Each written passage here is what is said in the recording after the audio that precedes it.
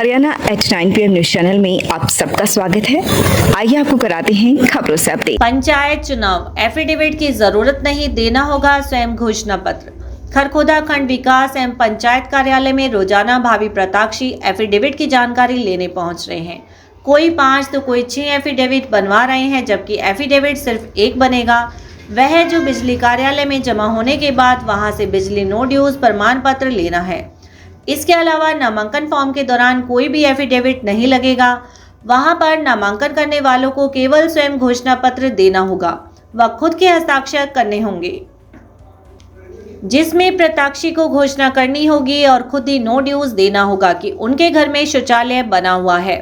पंचायती जमीन पर उन्होंने कोई कब्जा नहीं किया है, उस पर न्यायालय में कोई दोष सिद्ध हुआ है या कोई मामला विचाराधीन है तो उसकी भी जानकारी देनी होगी।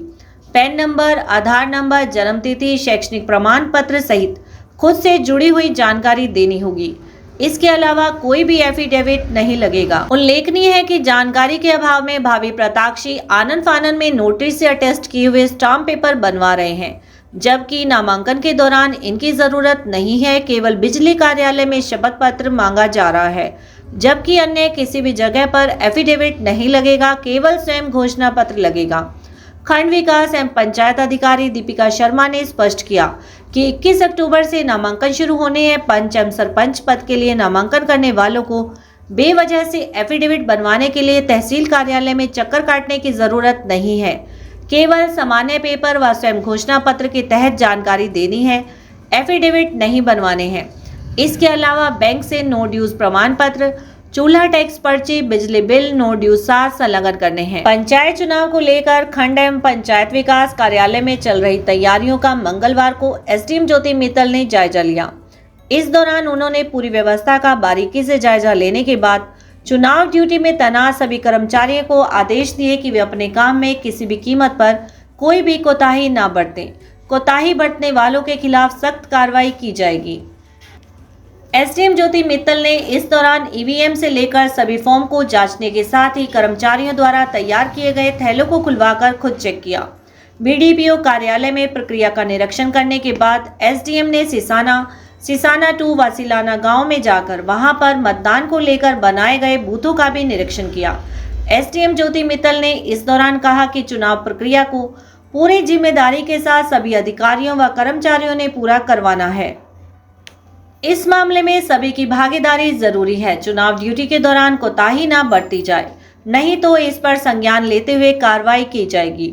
इस दौरान नायब तहसीलदार अशोक कुमार, बीडीपीओ दीपिका शर्मा सहित एससीपीओ आदि मौजूद रहे। उसको ऐसे फोल्ड करके इकट्ठे उसमें पता भी नहीं है ऐसे ऊपर लिखना जिसका एक्सपेंस है उतना ही हमारा समय तमाम का देखा दोका वो दिखाई जवाब दे रहा था वो ना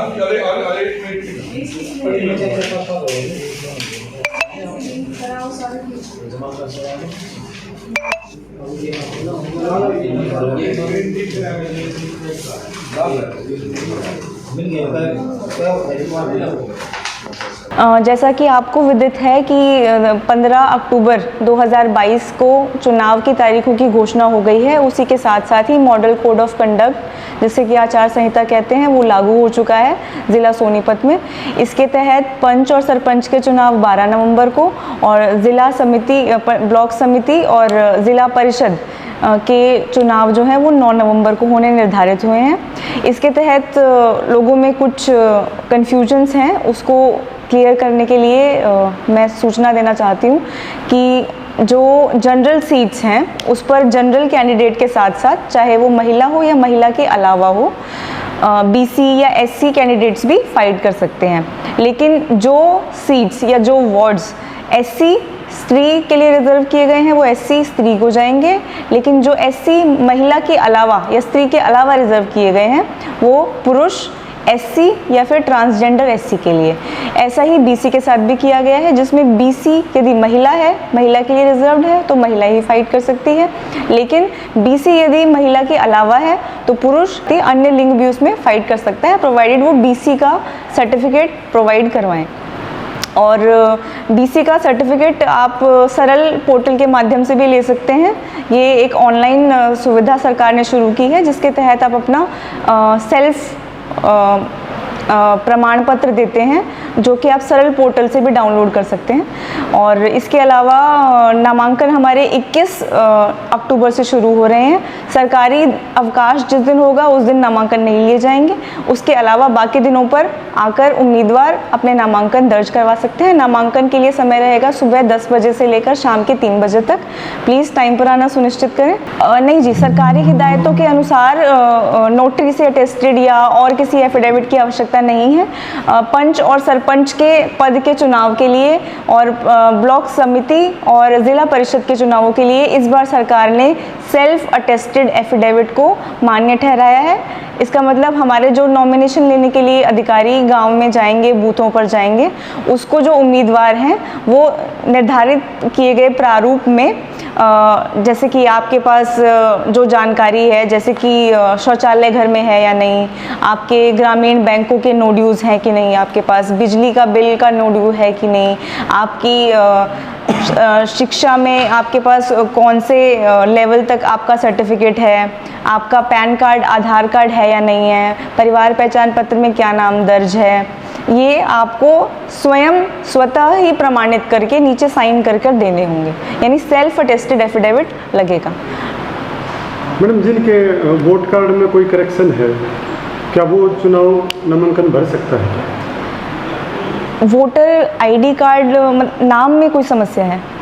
जी, नाम में कोई समस्या है तो नॉमिनेशन आरओ जो या एआरओ जो बैठेगा उसके डिस्क्रिप्शन पे डिपेंड करता है किस तरह की समस्या है, केस टू केस देखा जाएगा।